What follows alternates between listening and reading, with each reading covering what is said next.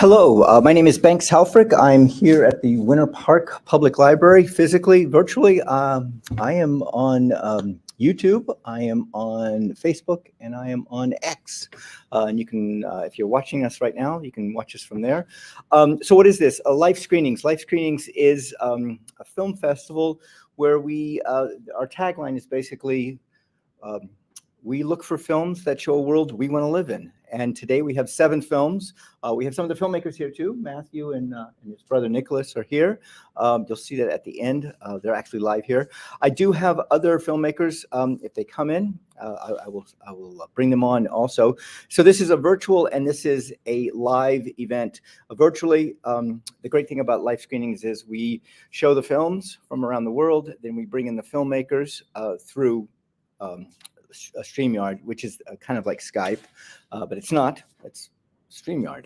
And then we get a chance to meet them, talk to them, find out where their films come from, where their ideas come from. We've got great films coming in, and these come from around the entire world. Hang on a minute. Sometimes this acts up on me.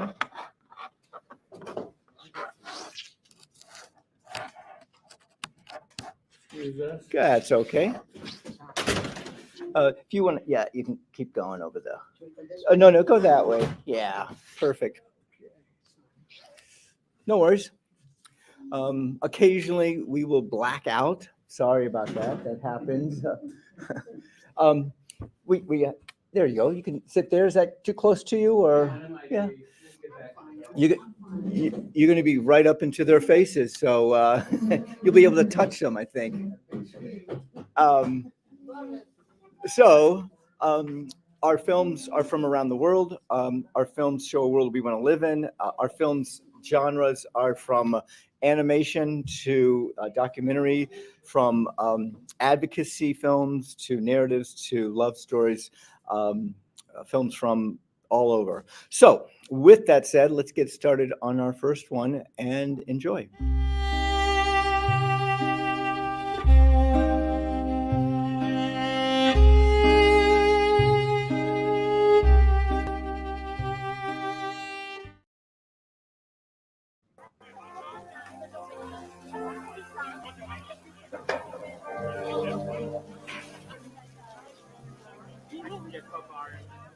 Stoop culture is not as much as it used to be. I don't know who now comes out, hangs out, and sits on stoops. Strangers may sit on your stoop coming way home. Is it a lost thing? Nobody plays stoop ball. I'll tell you that. Very true. You've been on this stoop for a really long time, since 1997. That's when I was born. You're going to be amazed. This is the longest I've sat on this stoop in my life. In this stoop.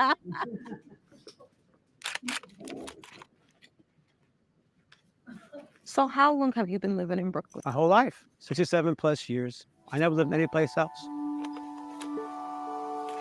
Yeah, I grew up in Cobble Hill in a family, right, of a grandmother, father, mother, brother and sister, and upstairs I had uncles and aunts and my cousins, right? And the neighborhood was mostly, I would say, middle class at that time, Italian, Puerto Rican, Irish, but I loved it, and it was a great neighborhood. And it was the reason for why I kind of have like a spirit of real gratitude and joy.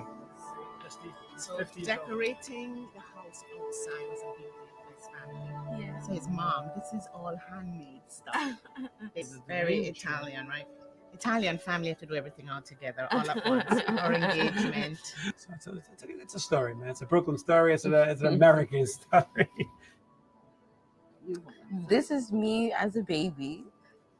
And this is Queens. Yeah, this is Queens. This is around the corner from where I used to live. I remember this. Me and my mom just had like a little photo shoot this day. It was just me and my mom. But this is so crazy. You keep that picture. Because this house also isn't even there anymore.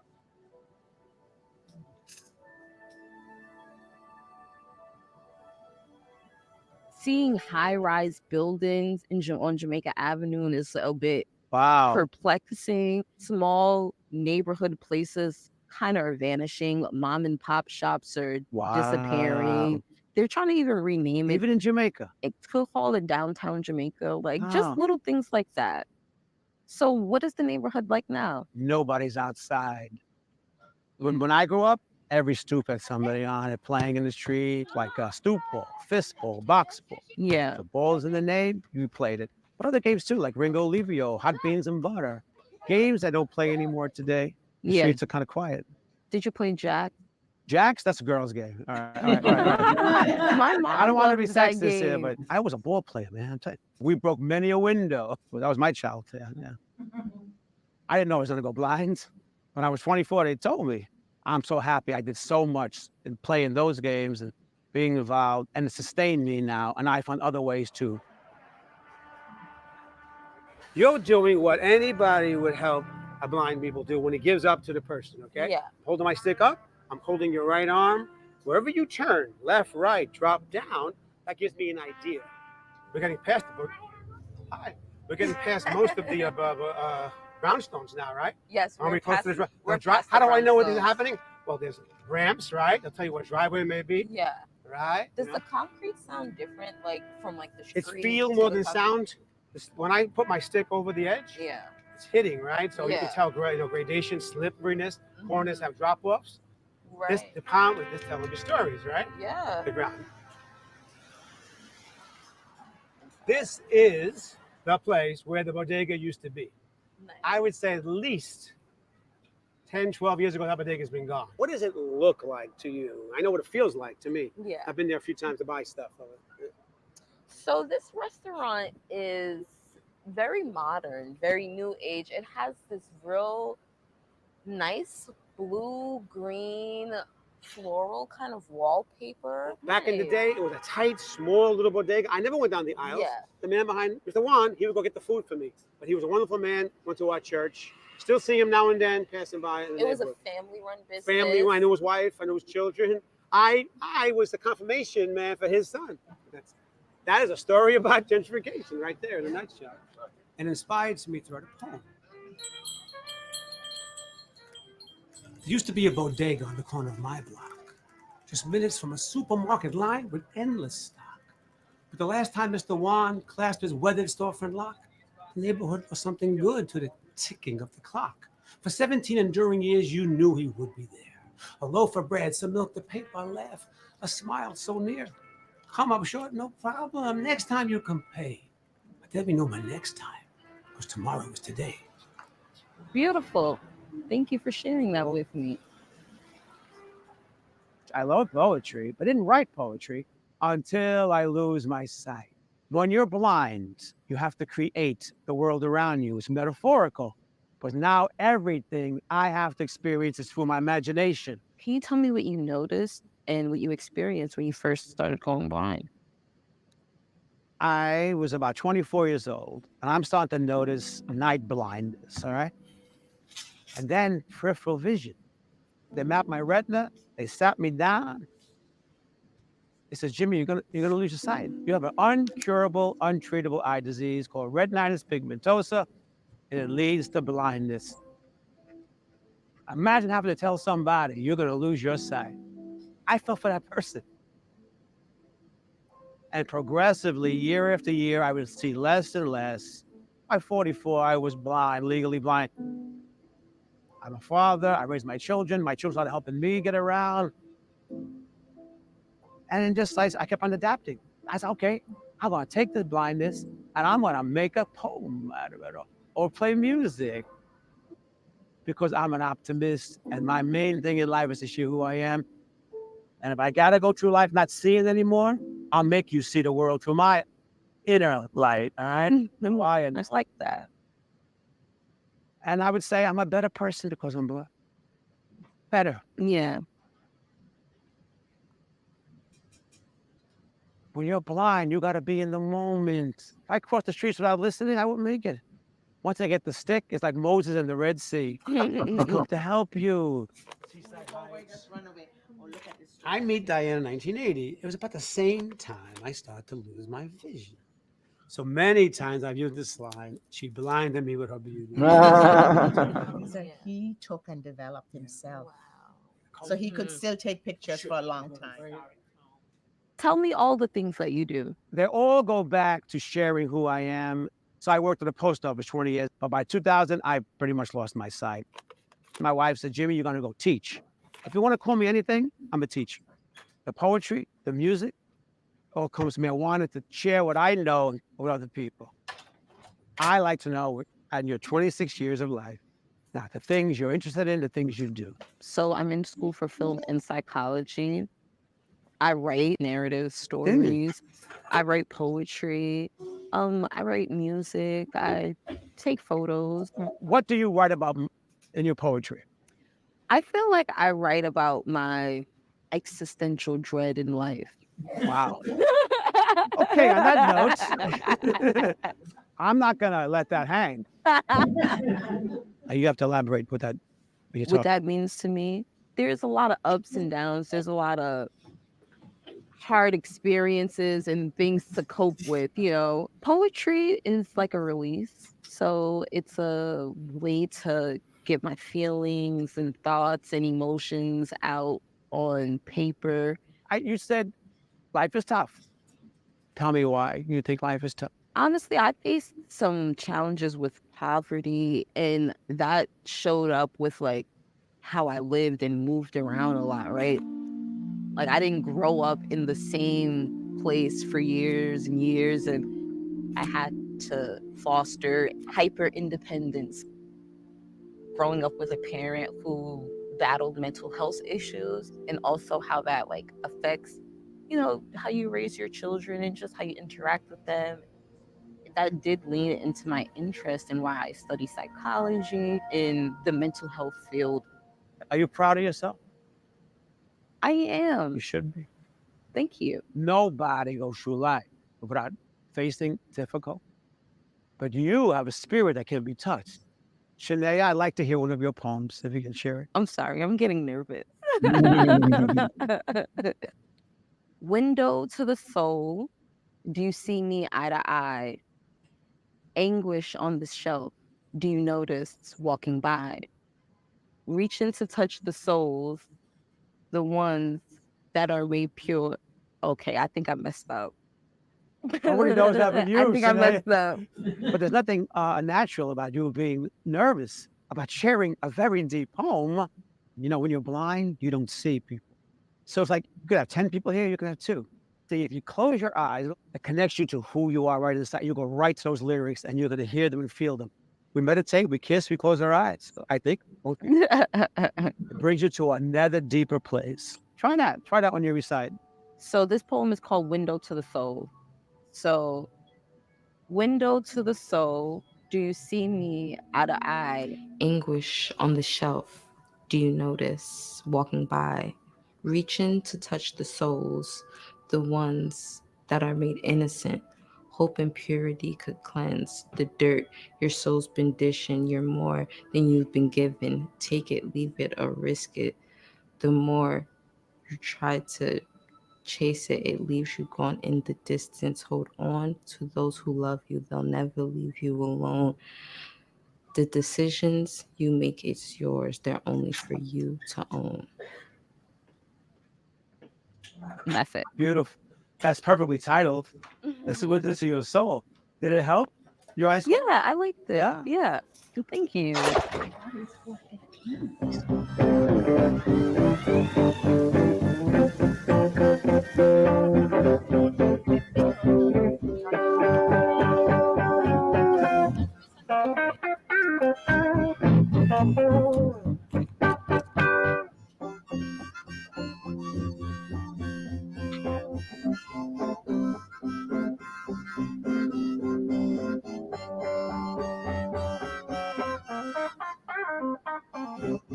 Hi, Jimmy.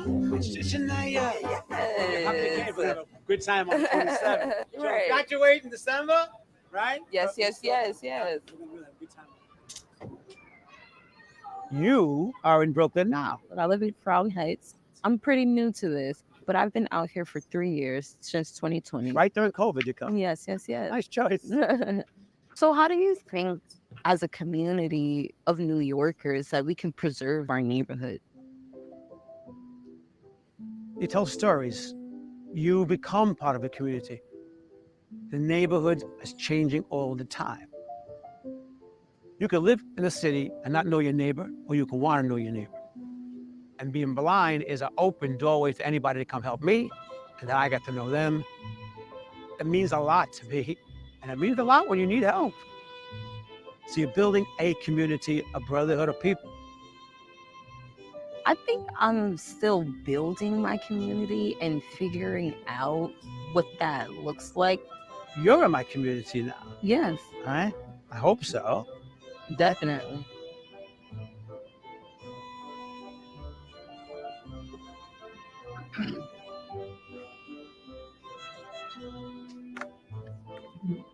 I have a little surprise for you. When we were walking, you said, "Jimmy, I don't have a harmonica." Now you do. I bought you a C harmonica. A harmonica? Yeah, that's a C. This is the C. It's right, so C. Now, try it. It's clean. It's okay. Make sure deep side to the left. And now high side. Yeah. To my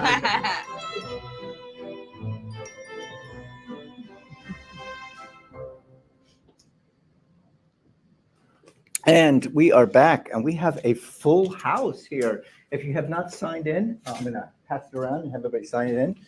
Just so you know, we are virtual and we are live, so you get both of them. How did you all hear about this? Some of you are with Matthew and Nicholas, right? How many are with Matthew and Nicholas? That's most of you. Well, Matthew and Nicholas, we'll be showing your film next month, and the month after that, and the month after that. Yeah. Oh, good. Wow, what a film. These are the types of films that we show here. Films that kind of touch the spirit, touch the soul. This one I received a couple of months ago. The filmmaker, she is not in right now. She will be joining us later, so we'll get a chance to meet her. She said that she's running a little bit late. When I say she's running a little bit late, we can StreamYard them in, which basically Skype them in, and you get a chance to see their movie, their creation, and then you get a chance to actually talk to them. And by all means, you get a chance to ask them questions too. So if you have any questions about any of the films, by all means, we'll do that when we meet them. We do, by the way, those of you that don't know this, we do have two filmmakers in the house too. So I think you might know of that. So let's continue along. Here we go.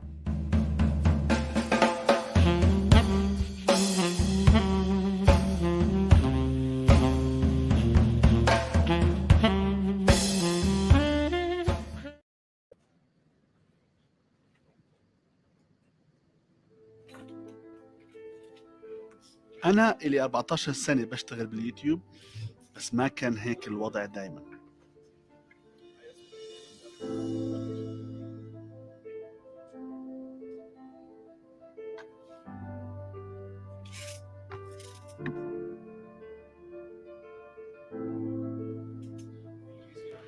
أنا أحمد أبو الرب، أنا يوتيوبر أردني. الحمد لله اليوم صار عندي فوق 7 مليون مشترك، وهاي قصتي.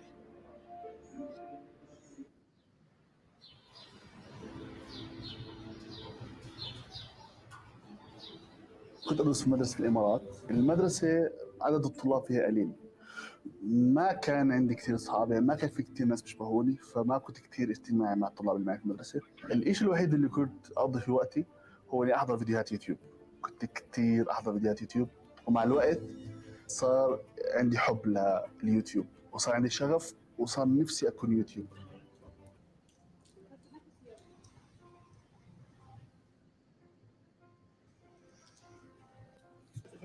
ايش يا عيال؟ طبيعة علاقتي مع أحمد أكثر منها صداقة أكثر من إنه علاقة والد بابنه، وكمان يعني موضوع إنه طبعا أنا والده وعندي خبرة في الحياة أكثر منه، كان دائما كثير يلجأ لي يطلب رأيي في أشياء كثير، وهذا هو ما شاء الله عليه يعني لما يحتار بالشغلة دائما يسعى إنه يتكلم معي ويأخذ رأيي فيها، الحمد لله يعني.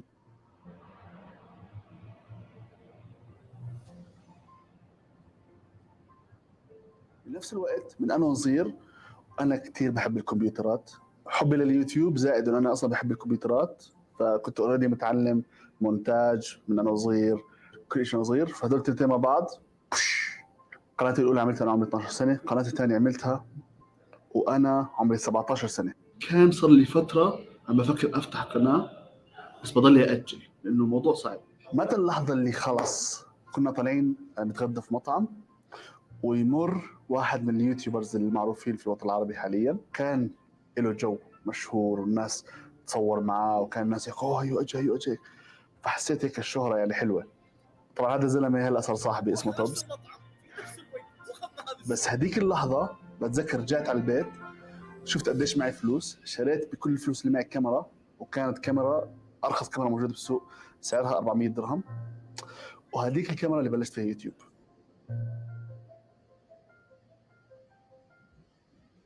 إذا شاف في ابنه أي نوع من الموهبة بمجال معين يساعده في المجال هذا، يشجعه. تشجيع مهم كثير ومؤازرته بنفس الوقت، ما تقف في طريقه، بنفس الوقت تقدر عليه تساعده. يعني أحمد إذا احتاج كاميرا وقتها أو احتاج لأي شيء ما كنت يعني أعارض، وكنت أشتري له إياه.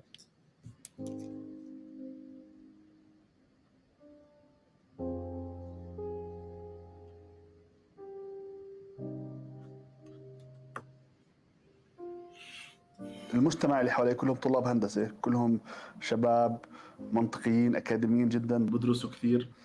فلما شافوني عملت قناة يوتيوب وكنت بعمل فيديوهات على يوتيوب، كانت فيديوهاتي مو كتير كويسة، كنت لسه بادي، ردة فعلهم كانت كتير سلبية. صار كل حد يتنمر علي. بتذكر موقف من المواقف، كنت قاعد في الكافتيريا، اجى واحد من الشباب اللي بعرفهم وقال لي شو هالفيديوهات الزفت اللي بتعملها، ارجع زي اول. هذا ما بنسى الموقف، انه صار قبل 6-7 سنين. في لي اصحاب قلبوا علي. الفكره كانت انه انا احمد صرت كانه هذا الشخص المسخره في الجامعه. كثير ناس قلبوا علي هذيك الفتره وكانوا بنفس الوقت يحاولوا يضروني. دائما الشخص الناجح مستحيل يحبط الناس اللي حواليه، فسبحان الله كيف كل الناس اللي كانوا يحبطوني وقتها صاروا ناس مش ناجحين كثير بالحياه. في نوعين من الناس، في ناس لما يسمعوا كلام سلبي بيقرروا يوقفوا وبيكتئبوا، وفي ناس لما يسمعوا الكلام السلبي بيقرروا يعملوا كل شيء ممكن بس يسكتوا هذول الناس. وانا من الناس اللي بدي اسكت كنت. فواحده من الشغلات اللي عملتها بتذكر طلعت بفيديو على اليوتيوب وحكيت وتحديت الناس انه اذا ما بوصل 500 ألف مشترك بالسنه رح الغي قناتي على يوتيوب. كانت طريقتي بانه انا ما سكتهم، بس زي اعطيت حالي سبب انه اكمل اكثر. بعد ما عملت فيديو التحدي بتقريبا كم شهر كنت حاكي عن ناس مشاهير معينين واشتكوا علي، انسجنت. فعلا من اصعب ايام حياتي كان. بس ال 24 ساعه في السجن كانت تجربه مش طبيعيه. كنت حرفيا محطوط في الزنزانه مع واحد اللي طعن فلان واللي سرق سياره من فلان، وانا محطوط معهم. اكتئبت يومها. بتذكر رجعت على البيت مريض، رئتي ملتهبه، وانا اصلا عندي ربو، فالتهاب الرئه بضرب علي بقوه جدا وحراره. الضرر اللي على نفسيتي كان اقوى من الضرر اللي على جسمي. تحطمت، يعني حسيت حالي اقل من الزباله. ورجعت وسالت حالي هل انا لازم اكمل ولا لا؟ هل هذا الاشي بيستاهل؟ هي بعتبرها زي مطب مريت فيه، مطب كبير نوعا ما. بس بعدين قعدت مع حالي وتذكرت هدفي، تذكرت انه لازم اوصل 500 ألف قبل نهاية السنة شو ما يصير، عشان اثبت للناس اللي كانوا يتمسخروا علي. وهذا اللي خلاني ضلي مستمر. وعشان هيك انا بشكر ربنا اصلا انه كان في ناس تتمسخر علي اليوم، لانه لولاهم بجوز ما كان استمرت. ما وصلت 500 ألف. انا بالسنة هديك وصلت المليون مشترك. بس هديك السنة كانت اكثر سنة بتعب فيها بحياتي. السنة كانت عجيبة، مريت فيها بكل انواع المشاكل وبكل انواع الظروف، بس الحمد لله طلعت فيها بمليون مشترك.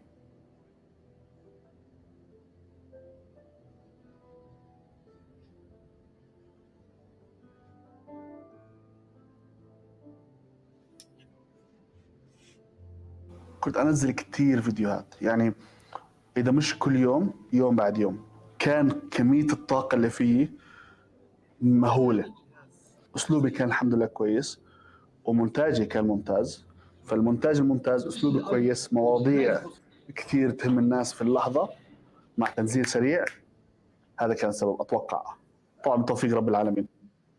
وصلت لمرحلة صرت أجيب مشاهدات وأنا بحكي عن الناس أكثر من الناس اللي بحكي عنهم.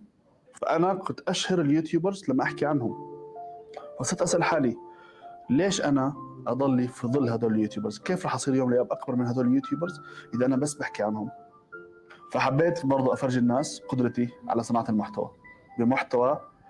اليوم الحمد لله الناس بتحكي عن محتوى إبداعي، محتوى جديد، محتوى أجانب ما بيعملوه. اليوم الناس بتحاول تقلدني بدل ما أنا أكون نتيجة عن فعل الناس. بلشت بصور من غرفة صغيرة ما فيها مكيف، هاي بدايتي كانت صعبة. اليوم الحمد لله في هذا المكتب الكبير كله بس لصناعة المحتوى، عندي كل العدة اللي ممكن أتخيلها. الحمد لله يعني عم بعمل المحتوى اللي بدي إياه، ثقتي بنفسي أكثر من قبل بكثير. كثير تعلمت، صرت أفهم بصناعة المحتوى أكثر من قبل، وصار عندي إشي يعني أقدمه للبشرية. تقريبا هسه عندي 5 دروع فضية، 3 ذهبية، وفي كمان واحد رابع ذهبي حيجي دروع يوتيوب. وفي جائزة People Choice Awards اللي أخذتها، رحت على أمريكا على هوليوود، وهاي جائزة عالمية صراحة بفتخر فيها. المتابعين صوتوا لي والحمد لله قدرت أفوز فيها.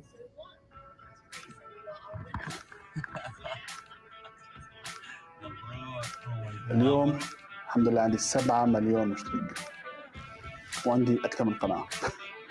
ايش هدفك اليوم؟ 10 مليون وإني أصير اليوتيوبر الأول في الوطن العربي إن شاء الله.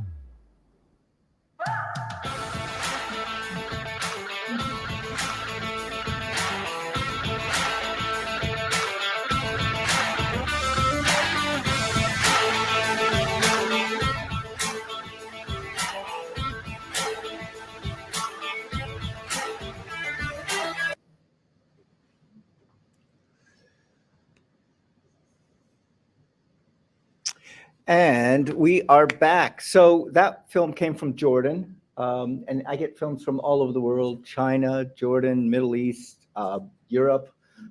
Every once in a while, I'll get one from England. This one lady continues to send her films to me, and I show them. So that was, I just realized the title of the film is From Zero to Seven, and I realized what that meant. 0 subscribers to 7 million subscribers.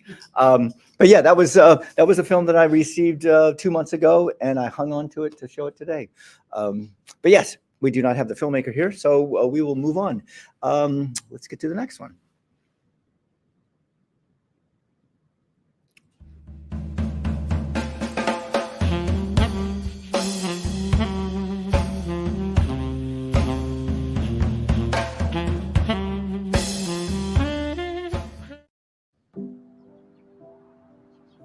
I don't know if anyone is actually ever old.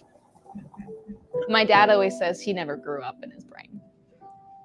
I hopefully will be out in the West in some like house in the mountains with my husband of 25 years. That's perfect. But will the world be spinning?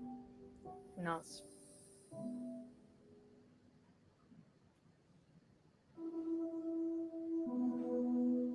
My name's Emma Bullock. I'm 21. I would say my appearance matters to me. It's the first thing that people like see, whether or not that's a good thing or not. When I was little and I pictured an old person, I would think of gray hair, wrinkles. I'm picturing my grandma. I don't really want wrinkles, even though I know it's in my future. It's kind of ingrained in our culture that it is undesirable. Or maybe it's even just a fact that it's showing me that I am getting older. Definitely not something I'm ready for, so.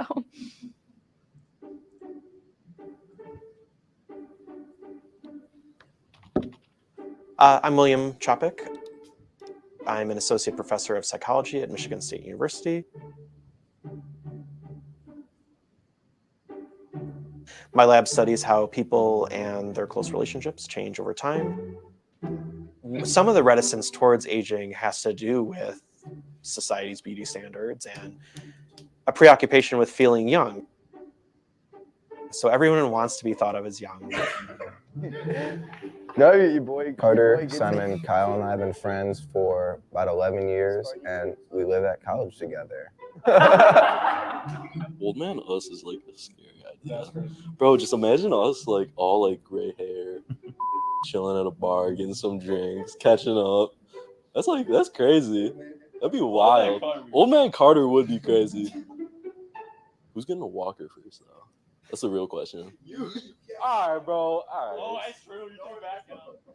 So this avoidance of older adulthood is manifested in a lot of different ways. So most things about the beauty industry are aimed towards preserving this youthful look. My name is Kendra Horvath. So my favorite age is actually 25. There are some things I've noticed about my skin or my body that hasn't been like that when I was in college. So your bodies are always changing. And I think some people, they're just so focused on it, about how their looks are. We wear a lot to hide our aging, and I think a lot of people are afraid of it. When I was a little bit younger, everyone wanted to be super, super thin. I started to see the Photoshop thing where they put so much work on the model. No, I definitely think about like how I look, man. Like I'm so self-conscious about that. Say like after I take a shower or like when I'm getting ready in the morning, like just looking at myself in the mirror, I'm just kind of always like thinking about myself, just younger me. Dude, I mean, you guys have seen younger me, just like tiny Carter. Yeah, little stick boy. Yeah, it's like my face, dude. Just like seeing how much like my face is filled out. Like I don't know, I don't like it. It makes me like really self-conscious. There's like something called pretty privilege, right? If you look the way society wants you to look, then you're afforded more opportunities when you're thinking about appearance and finding a significant other. In our society, there's Hinge and Tinder, and the only thing you look at is whether or not you like that person based on a split-second impression of their face. So it's made manifest in all sorts of different ways, particularly for women. But there's this old phrase, never ask a man what he makes and never ask a woman how old she is. And that there's a sense in which women in particular are penalized for the aging process. Like my dad completely let himself go. Like I remember when I was super young, he had no belly, he was very skinny, and then after a while he started to have a belly. But when my mom kind of stayed in her same body size, and she was constantly like counting calories, constantly concerned about aging. Once you kind of get to that certain age, I think that pressure kind of goes off for men, but I think it stays with women, probably because of the media and society, where we're supposed to stay young forever.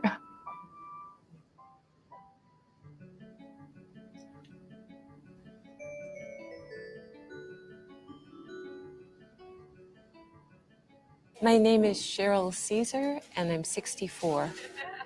My best friend from high school, you guys were talking about plastic surgery, and she's kind of into that. And it's okay if that's her choice. She can do that, but I don't think she needs it. And I feel like that might not be what she really wants, you know?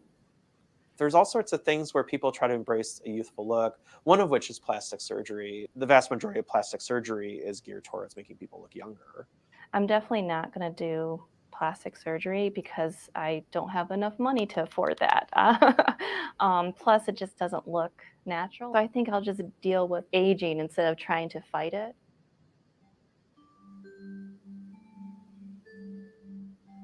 Hi, I'm Dr. Charles Boyd. I am a plastic surgeon here in Michigan.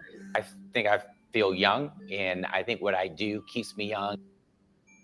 There's a whole holistic approach to anti-aging and beauty, and one of the things we like to talk about is sleep and water intake and rest. And obviously there are some surgical procedures that we do, so facelifts and eye lifts and body procedures, hair transplants, that's a big one as well. Now, the largest group that is getting injectables, and that's like fillers in the face or their lips, are younger people. So people under the age of 30. When they look in the mirror, probably the thing I hear most is that the image that they're seeing doesn't reflect how they feel inside. People want to look like they feel, so coming in to bring that back into balance and then changing that can be transformative on many different levels. And it's not just the aesthetic part, but it's more the internal change that you see. I don't really have a problem with plastic surgery. My really good friend, she got a nose job for like her 16th birthday. Honestly, if it makes you feel good about yourself, go for it. I've noticed like my pores are bigger and like I have a few wrinkles on my forehead and I'm like, oh my God, I'm 21. Like, what am I gonna look like in like 30 years? Like, I'm getting Botox at some point in my life and I'm totally okay with that. It's very easy to Google bad plastic surgery, and sometimes I do it myself, and you see all of these grotesque things. That's not the norm, and that's not what most patients seek. There are many different myths around plastic surgeons and surgery as it relates to aging.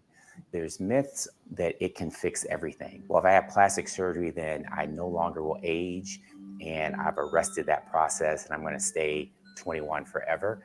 Sometimes we wish that were true, but it's not. A lot of negativity in terms of social media, and that can influence body image and face image. Social media and societal pressure and beauty standards have a direct correlation. And so you're still like getting fed these images of these beautiful people all the time. And you're like, wow, your confidence goes down. Like you think you have to look a certain way. So there's definitely a correlation there. Inevitably, we all sort of deal with the fact that our bodies physically change. It's just that some people think that the route to fix that would maybe be undergoing plastic surgery. You're kind of fighting I want to say a losing battle. I want people to be able to look at me. I want to be pleasant looking, but I don't have to be young looking, right? It's just the calendar years or my appearance is not a big deal. One of the things that's so nice about getting older is not having to worry so much about what you look like, you know, going out without makeup. I think it's kind of cool to be able to let go of that. Like the smile lines, you've smiled a lot in your life. To have those, so you earn those. There's a lot of people that have like the little squishes here. You kind of got angry a lot. So it kind of shows what your face was, what you were as a person, where those wrinkles are. I don't mind having wrinkles at all. I don't either. We're entitled. Yes, yes, you're right, Mary. We are entitled. I had to work. It's sort of like my gray hair. I've earned every gray hair that's on my head. Right. Yep.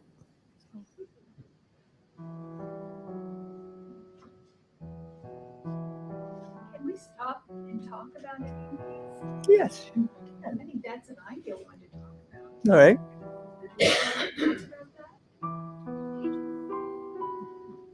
The youngest one.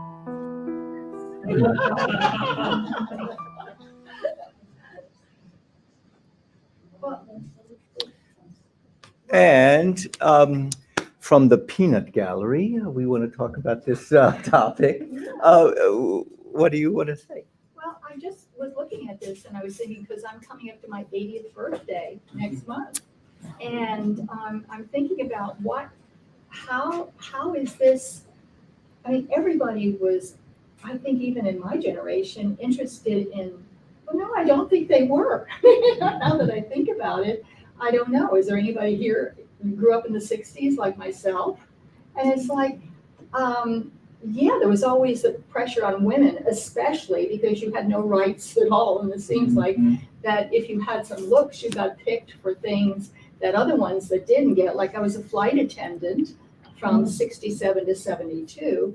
And you couldn't, when I got on it, you couldn't get married. You got fired if you did get married. If you were too tall or too short, according to their standards, you were out. If you gained 5 pounds after you were hired on, you better get that off quick or you're fired. And they could tell you exactly what to do. Of course, that changed with the civil rights movement. And then within the time that I flew, you could get married because it was finally that era was going to end. But I don't remember quite so much on how you looked, even though I know that it happened. If you were there, you would probably be able to help me out here. But I don't remember this, or maybe I wasn't running in those circles, this obsession, especially at 20, or 21 or 25, like some of these people, I don't remember that, is being so obsessed. You were obsessed with having fun. I was just listening to Motown coming over here, which is still fun to listen to. You went dancing, you dated, you did all that stuff, but I don't remember the obsession about youth at 21 or 25. Well, we live in a time now where everything is pretty instant and we're on social media. And when somebody is showing us, or most everybody's showing us how beautiful they are, or at least how they make themselves look beautiful, there is a pressure. I think we see this in the younger generation But there to was do when that. I was growing up too. I don't know how it went from here to here. Some of the younger folks Social media. What? Yeah. You think it's just social media? Yes. It's that, and we want to be younger. So one thing that this woman said here, that I think the 18-year-old, she said, pretty privilege. And I'm going to throw this out at you all. If you're pretty, do you have an advantage or a disadvantage for personality? You have a big advantage in all jobs. I really feel Really? that. In all jobs, we all like pretty people. Everybody likes pretty men. But I learned something young, that if you smile, it Yes. gets you a lot of places, even Yes. if you're not pretty. That's absolutely true. And if you're likable, that's a Yes. big one. Having some looks doesn't hurt. But if you smile, you walk in bubbly, you look like you're happy, especially these days, and you're smiling, anybody will talk to you. And I think you're absolutely right. Thank you. Maybe it's happy privilege then. Yeah. Combo. Let's move on. We have 1, 2, 3 more films. 4 more films to go. And just a reminder, we'll be bringing in the filmmakers at the end. We have 2 filmmakers that are amongst us. Is it you? No, you. No. All right. Here we go.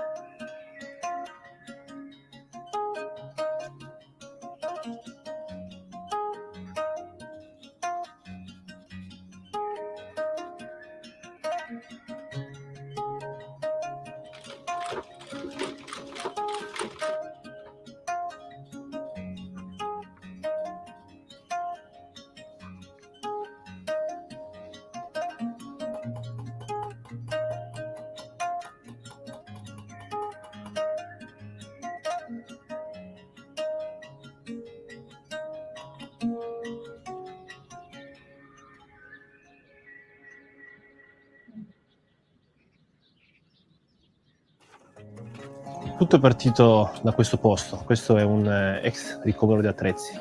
Il mio babbo, lui ci metteva tutti i macchinari, appunto, gli utensili. Un giorno mi venne l'idea di trasformarlo in questo posto, che è oggi un atelier, dove io lavoro ogni giorno.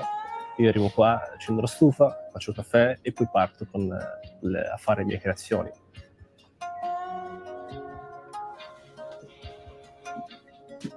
Ho iniziato 2 anni fa questo percorso da artista, da artigiano, dove cerco di creare ogni giorno dei prodotti che abbiano un'anima, un carattere, pensati poi per durare anche nel tempo.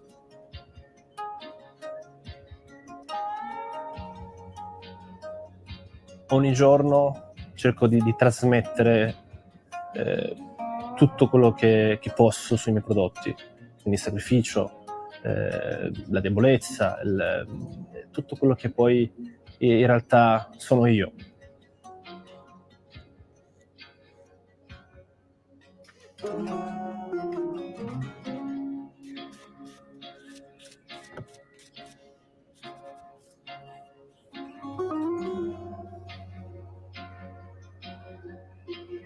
Quindi il mio obiettivo è proprio di lasciare un segno in questo mondo, di trasmettere la mia passione anche al cliente. Quindi non è solo un prodotto quello che faccio, ma racconta la mia storia.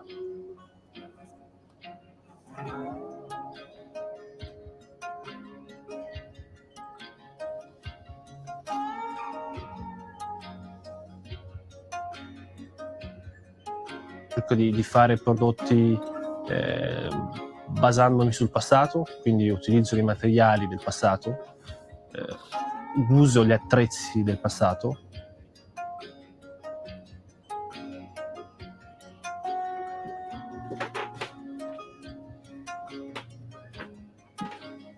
Quindi il mio motto è, diciamo, tornare indietro per andare avanti. Quindi cerco sempre di avere un'impronta del passato. Per me mi dà ispirazione, cerco di fare ricerca. Quindi grazie al passato mi porta a creare questi oggetti che poi sono unici.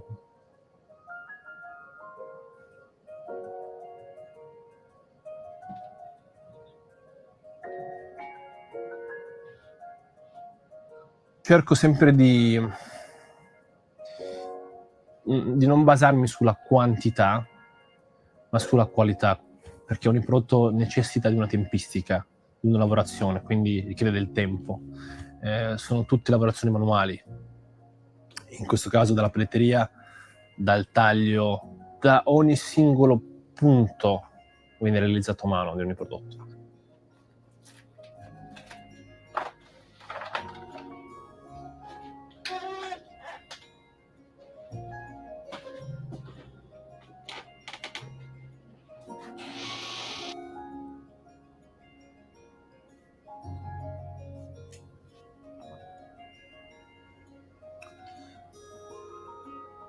Un posto che mi sta molto a cuore è un bosco vicino a casa, dove andavo da bambino a giocare, a far legna con mio babbo. È un posto per me molto importante, che mi porta a riflettere, a meditare, a concentrarmi. Quindi è un posto che reputo fondamentale.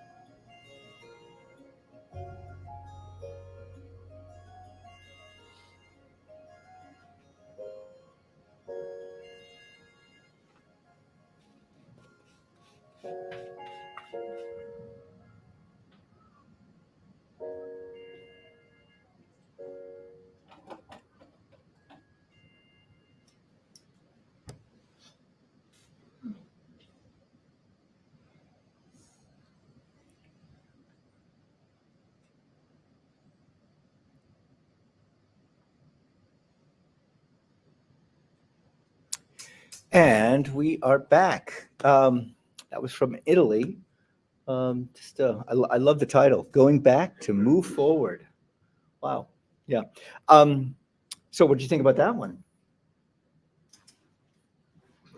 I'll jump in. I thought that the title was interesting. Like, it seems like there's, at least in this country, less and less pride in products. Mm-hmm. And that you're kind of moving back to a time when they did have more interest in having something really good to put out, a product really good to put out.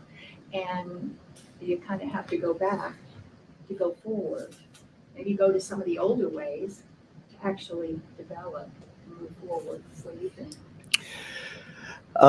Yeah, to simplify, I mean, we were talking about how we look and how it's so complicated now with lots of makeup and Botox and facelifts, and keeping it simple. It seems, I loved how he said, I went from an artist to an artisan. So yeah, simplifying it. Moving along, let's go to our next film. This thing is acting up. Here we go. There we go. All right, here we go.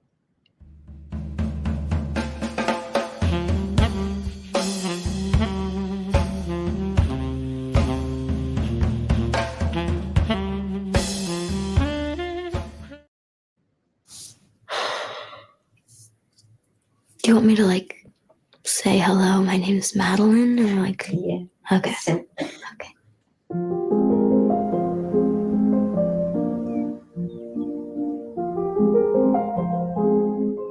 Wait, I'm Sienna, or my name is Sienna? I'm George. God, my voice just did like went. I was gonna say something there. Yeah, I don't know what happened. Sorry. My name is Carlos. I am a junior in high school. My name is Zoe. Are you recording? We're rolling. Okay. I am Sienna. Okay. My name is Marissa.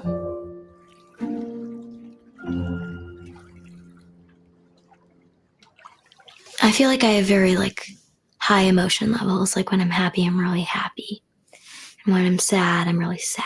But I mean, I'm not sad a lot. I'm happy a lot, which I feel like makes my happiness a lot higher, which I feel like is a really good thing about me.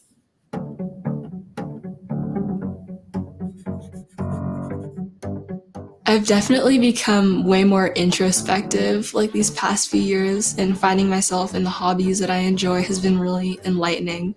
It's been really nice to be able to create things and find hobbies that make me happy.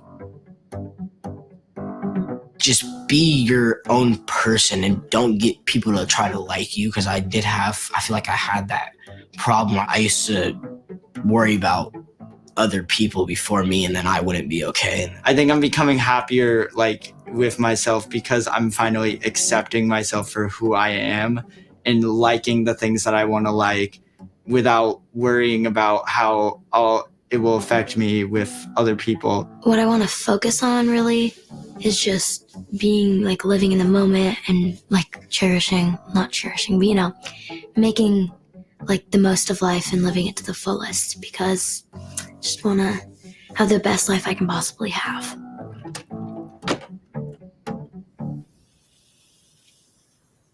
It all starts with yourself. You have to know what you want within yourself. So that's why when I use art can be used as a catalyst for social change. One of my projects that really was an expression of me and my feelings was my self-portrait. And I was scared for that because sometimes it's just hard to look at yourself for so long. And especially that I have to look at myself and replicate my features onto a canvas. Even if the painting looked good, would it still look good because it was my face. But During the pandemic, definitely I started writing a lot of music. I feel like just having a space with yourself, that's important to be able to write down words, because I was trying to write lyrics. I don't know how great I am at that, but I think it's important just to be able to write stuff down.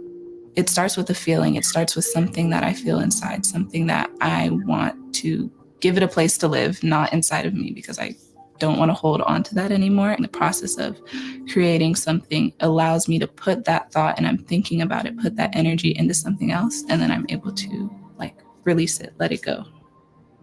The intersection of art and social justice for me has been very profound in my life. During the pandemic and all the social, racial uprisings in 2020, that really took a toll on my mental health, because it's I'm going on social media and I'm just seeing all these videos of people just literally getting murdered. And it's that's not normal, and people have normalized that and become desensitized to it. And I was never able to become desensitized to that.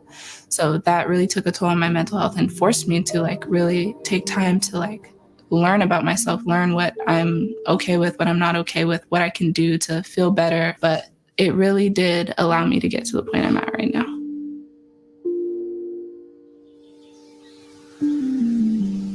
I try to go on a walk every day, just around my neighborhood. I put my headphones on and I listen to music and I just let myself think about the day. School is probably my main stress point right now in my life. Something will happen in my class or something like that, and then it kind of just brings me down for the rest of the day. I'll just get home, I'll kind of take a deep breath and just sit down on my bed and just kind of think, and while listening to music, because that's a big coping mechanism for me. And then sometimes I'll cry and then I'll go to sleep. I'll say goodnight to everybody and then I'll go to sleep. I feel like it's just a way to let everything out instead of just holding it in, and then one day you're gonna let that out on somebody or something. Yeah. In order to make peace, sometimes you need to upset people a little bit. And while that sounds kind of not great, I mean, the only way sometimes is to like go out there and be like, hey, like this is what's going on. I think we need to change that. Because no one else will if you're not the person to do it.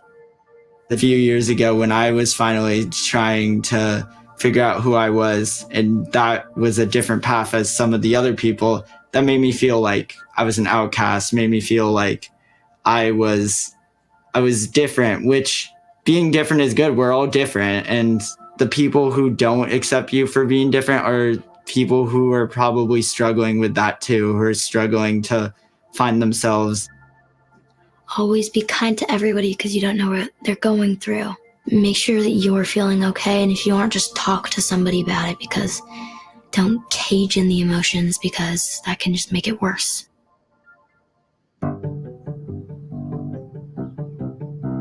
It is the job of my generation to undo all of the wrongings of all the generations before me, which is a really daunting task, but I like to choose optimism. The landscape of our society is very complicated right now. There's so many issues and so many intersections of issues. So it can almost be kind of overwhelming when like we look out into the world, we see all these issues and we're wondering like, what can we do about it? What can I do about it? I'm 17. I don't have like a national platform or anything. For all of us, it begins with ourselves. I want people to learn empathy. That is going to fix everything. If people can put themselves in the shoes of others, that would be really powerful. A lot would change. Doug, I want to hit you. Oh. I didn't even do anything. Now you're gonna do. You better ready. You better be ready. I'm gonna swing. You better be ready. I don't like this. Just being on my own is just kind of scary. My dad, he didn't go to college, but he went into the Navy, so he was like, oh, you're going to college because the Navy is not the move, it's not right. And then my mom went to college and she's saying it's so fun, so you go to college. I am ready, but I'm also scared to be on my own because I've had so many adults that I've been able to lean on. And now I'm gonna have to do things by myself. Kind of the overarching issue that I would really like to change is just the institutionalized racism, like racism we experience not just in person-to-person experiences and interactions, but like literally carved into the systems and institutions we attend and participate in.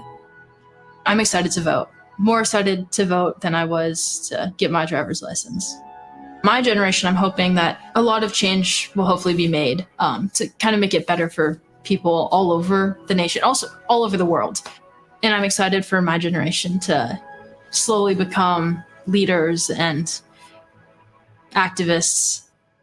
I want my future, I want it to be something where all my work, everything that I put in can help someone else's life be easier and help them like be more successful or be happier or more at peace. I feel like I can mobilize my generation, that we can fix things. We need to be organized because we have ideas and they need to be implemented. What I dreamed of when I was really, really young, I wanted to be a rock star princess. I don't really know how that's going to work out, but then when I was a little bit older, I really, really, really wanted to be like a famous actress or a famous singer. But now as I get older, I want to go into law when I'm older because I feel like doing justice for people is really important. And, you know, maybe my dreams will shift again when I'm a high schooler, but for now, that's what I'm thinking about.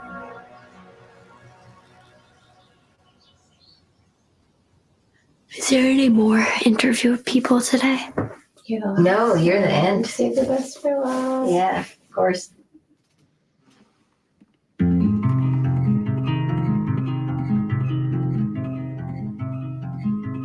My heart is a part of me, but she lies.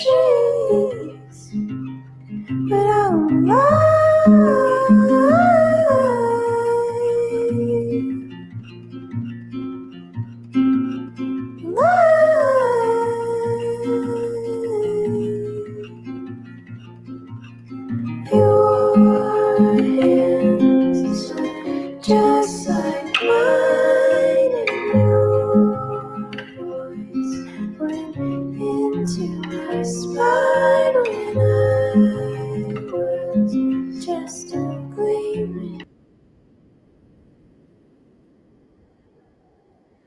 And Margaret is not with us, so we will not bring her in. However, what a film! Let's see. In order to find peace, we have to make others upset. That was an interesting concept. That was a good one. We do. There's one film that we're going to save for 2 months from now. Live screenings is no. Nicholas and we're gonna that's not the way of bringing you Nicholas and Matthew back. Oh, we can't show your film. We don't have enough time. Kidding. We're scratching. Yeah. We're scratching another film. So live screenings has been around for 7 years. It's been here at Winter Park Public Library. We went during COVID, we went virtual. Now we've come back. We've done both of them. This next film, I'm not even going to tell you much about it because we're not. Most of you know who they are. So, let's get started and we'll.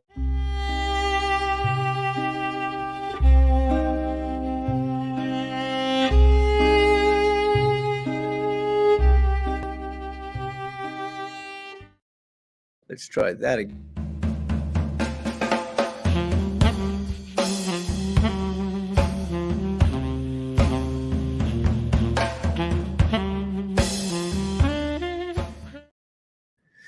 And here we go.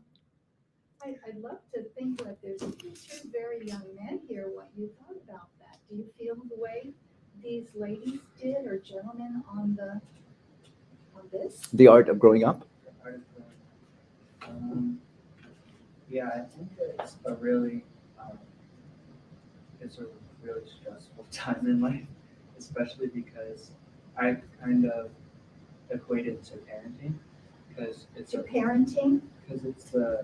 an experience that you're doing for the first time, and although somebody can tell you about it and tell you what it's like, you yourself have never actually experienced it. And so I really think, yeah, that's what I would think too. Is that it's just very stressful growing up, which I guess was for everybody here, was very stressful growing up. But I thought there was one thing I particularly was interested in, that the young lady said we've left them a total mess. That we, not you two, have left the generation a total mess. And in some ways, they're right with the environmental issues. That's a mess.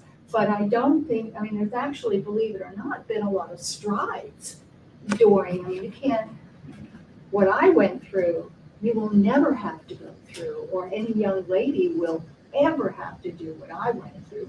And there's been a great deal of progress.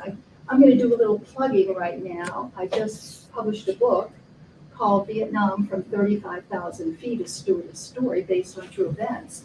And if you ever pick this up, it is on Barnes & Noble, it is on Amazon. And it is down in Barnes & Noble's in Altamont, at least it was. I haven't been down there lately. But in it's a 1968 period where things really started breaking loose, because we didn't get the Civil Rights Bill, I think, till 64. And prior to that, this place was segregated South. So, that's not here anymore, segregation. I also had no rights at all as a woman. If you wanted a credit card, your husband or your father had to sign for it. We don't do that these days, thank you God. It was like Sharia law. Also, there was very little opportunity for women at that time. And in 1968, where this is taking place, that's exactly where it was. You could get sexually harassed till it's coming out of your ears, and there was no place to go with it. So you wrote a book about it? It's in Barnes & Noble? It is in Barnes & Noble, but it's online too. It's probably easier to go to Amazon. And what's the name of the book? Vietnam from 35,000 Feet, a Stewardess Story. And I was a stewardess in 1968. And the world has remarkably changed. I hope you'll take a look at this, guys, and some ladies, because you will not believe what it was like then. So unless you know really your history, it's hard for you to realize that there actually has been progress. Yeah. We screwed up remarkably. But as far as women goes, you ladies have opportunities I never had. I probably would have went to law school instead of going to be a teacher. Not that I'm not happy I was a teacher, but give me some opportunity. There were quotas. You couldn't get into law school. You couldn't get into Right. medicine, medical. You couldn't get into anything. Ladies at my age, you certainly remember those. And you couldn't get a credit card without your father's money. My reaction to that line when it came apart is, that's what I thought at that age too, is I could change the world. Yeah. And well, I thought of that, but I knew that there was progress because I knew about World War II. I knew about Korea. There was the Cold War going on.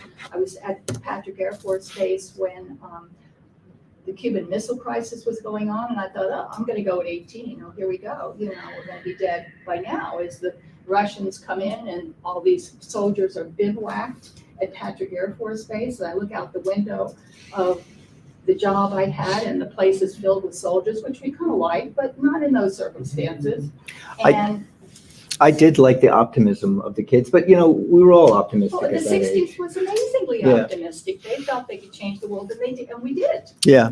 We really changed the We're going to world. go on. We're going to go on to our next film, and this is the only narrative we have. Actually, is it experimental? Experimental? It's animation. That's for sure. That's what we can discuss. But let's move on to it. Here we go.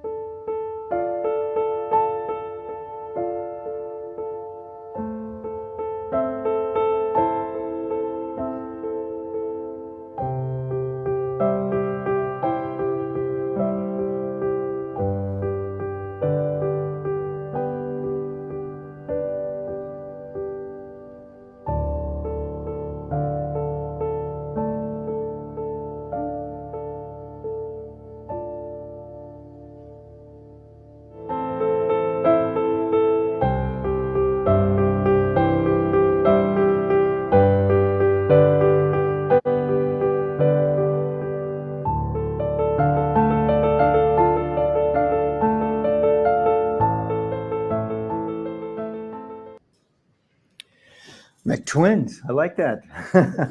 And I do like, you gave credit to the sad piano music too. Matthew, Nicholas, come over here and sit down. We'll meet the two filmmakers right over here. There we go, yeah. Of course, you can clap. Watch out for that right there. Yeah. Just step over that. So we have Matthew and we have Nicholas. You can only see half my face, that's fine. All right, so how old are you all? We're both 17. 17. So you're twins. You're 17 years old. Mhm. You work together on film. How long have you been doing film? 6th grade, probably. 6th grade? Well, longer for him. We've both been in film since probably the beginning of middle school, or a little younger, just with little videos. But Now you go to Winter Park High, Yeah, Winter high Park school, High School. and you're seniors, juniors? Juniors. Oh, so you still have another year in high school, and you create some beautiful pieces like this. Is this your first animated piece, or have you done other ones? No, I've done 2 other animated pieces. Both of the other ones were comedy. Really? So that's right. What was it? Monster in the Closet? I've done horrors as well. So Closet Monster. Closet Monster, which was not a horror. It's kind of yeah, funny, wasn't yeah, it? it was. Yeah, it was a comedy. And then I did Garden of Grievances, which was about talking plants, having Talking a plants. dispute. And the other one was about a toothbrush talking. Oh, you like talking? You like talking inanimate objects, right? Yeah. All right. So you two created this. Who is the director? Who's the producer? Because it's like the the Coen brothers, which are brothers. I don't think they're twins, who do some great work. And one produces, one directs. So what do you two do, or you do both? We kind of both share the responsibility. I think I took the lead on this project. Right. So when you don't agree, who wins? Me. No, I want the sand to go this way. No, I want it to go that way. For those type of things, if it's his film, like an animating, I usually let him take most of the role. I do some of the storyboarding behind and some of the visual stuff, but mostly on the animation, that's his job. For actual films, I do the most. Okay, I do most. Uh-oh. Do you like rock, paper, scissors, shoot? Usually, I do a lot of the cinematography. Okay. He does a lot of the directing. We both share script writing, and editing is all his. Oh, really? Well, so, except for audio. So your eyesight's going to go bad in years from now, right? Yeah. So you're twins. Do you think? I mean, like, does you start a word and then you finish it, Nicholas, or does he not? After lunch, usually when you're filming, you can't make a decision at all. Does he like almost say something and then you know what he's saying, or? So sometimes it goes that way. Sometimes we are exactly in sync and we know what we want to film and we know what we want. Other times it's a 12 o'clock battle at night, screaming what type of shot we want. Mom, how's that? I go to sleep. You live in a padded room, right? It's real quiet. So let's talk about this film that you did. Oh my God, beautiful. Wow. When I saw it, I was thinking 17 years old, or you were 16 at the time when you did it, right? Because it took some time, right? Mm-hmm. Yeah. Wow. And it tells a story, and we've been talking about youth and age and growing old, and it tells a story that's very pertinent to most people. Where did it come from? You show your wisdom in these films. So, Nicholas, I'll go with you. You can get that one. Okay, so actually, this film was completed around January 20th, but Nicholas and I was in a relationship for a year, and Nicholas was in a relationship for 9 months. 9 months, and both of our partners broke up with us on the same day. Ouch. So I know where this film comes from. Yeah. But that was January 2nd at the start of the year. So one way, this being mainly my film, the one way that I dealt with it was visualizing the pain and visualizing my story of how I met this person, how we went through all these things together, but then how with time, gone with time, it goes with time. Right.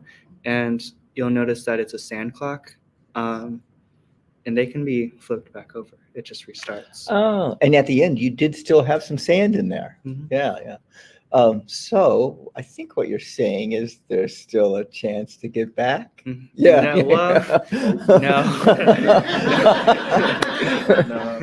No. No. Was there camping involved in the relationships? No, that was part of my research. And so basically, I understood what my experience was in my relationship, but I wanted to research models of a relationship. So the honeymoon stage, arguing, exploration. This one actually followed a Levinger's relationship model, which is it's a little pessimistic because it just ends in breakup. Oh. But it's called the Levinger. George Levinger's relationship model. Those are pretty depressing films, aren't they? Yeah. Oh, So what do you have on the horizon? What's next? So the next film that I wanted to make is supposed to be my final film. It's called The 6 Stages, where it goes over the 6 stages of grief. Oh my God. So it would start out with like a woman walking out of a convenience store and is followed by this guy, and she keeps telling him to go away, and just like, you're not even here, the denial stage. And then moving on to, I can't name all 6 off the top of my head right now. Oh, of stages of grief. Yeah, Denial's one of them. Yeah.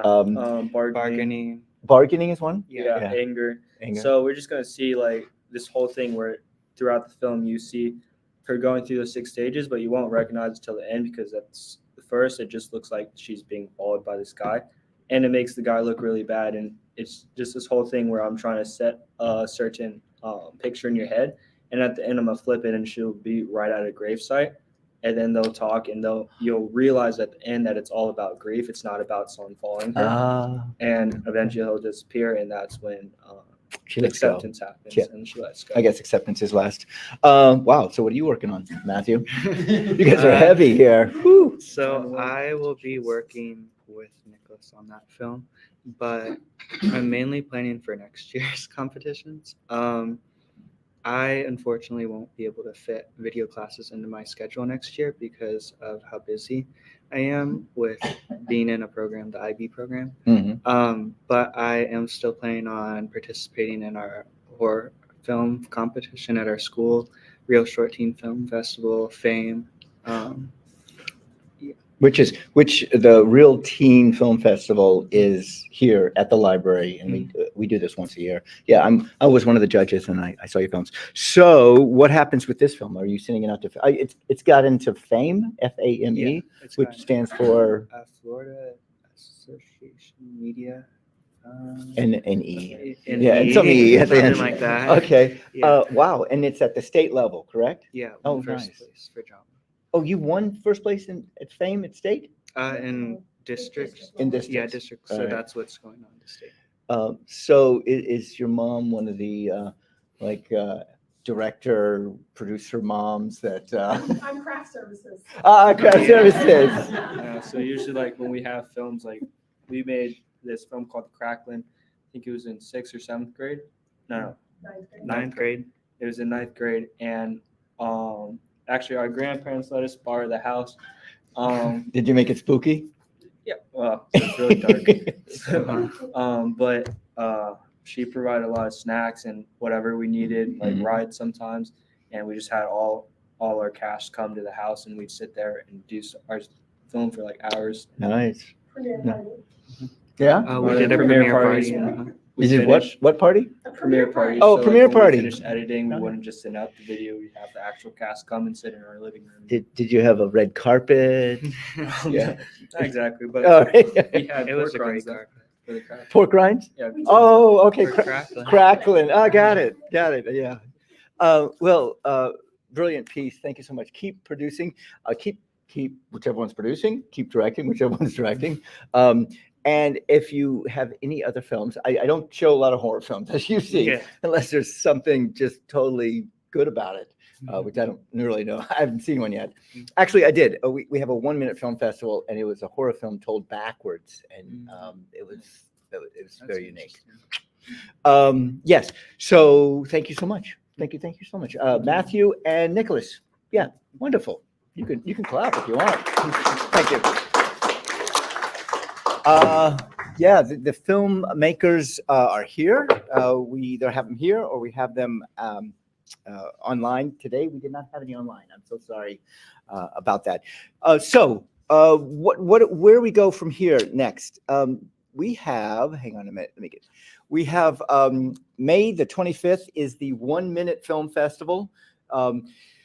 Every other month we do the Life Screenings International Short Film Festival, which is up to 15 minutes. I'm going to change that to 10 minutes because 15 minutes is a little too long for me. And then every other month we have the 1-minute film festivals, and that is 1-minute shorts that are sent in, and we show about 20 to 30 of them at a time. Jerry's been there. Jerry, you've seen those before. Yeah, they You are. don't like it, the next one shows up. Yeah, you only have to sit through a minute. So Anyway, are there any comments or questions before we check out? And usually we check out of here about 5:30, but we've gone a little bit over. They do close the library at 6 o'clock. The Live Screenings International Short Film Festival, the next one will be June the 29th. And that one that I did push to the next month, hopefully the filmmaker will join us. With that said, thank you so much for watching. Thank you so much for being here. Thank you so much for being here. Tell your friends and family. And we hope to see you next time.